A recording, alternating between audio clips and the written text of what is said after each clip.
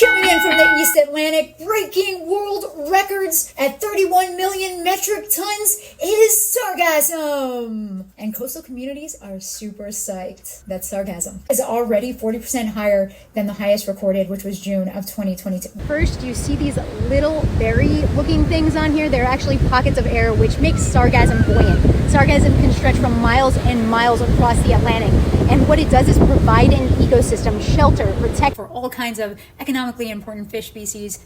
These organisms can actually multiply by fragmentation. It can actually break off and just start reproducing, which is mind-blowing. Sargassum isn't new to the Atlantic. In fact, there's a place called Sargasso Sea. Even though the jury is still out as to why this year is so extreme compared to the past, 14 years, something happened in 2009 and 10 that created sargassum to really wreak havoc on coastlines, be in a new location, and grow like crazy. Let's say that this is sargassum. There's this, current that basically keeps sargassum over here in this area. Now there's a southerly current over here near Africa that sargassum really hasn't really reached. In the winter of 2009 to 2010, the North Atlantic Oscillation was negative, meaning that there was sustained winds from west to east. So basically, this is what happened.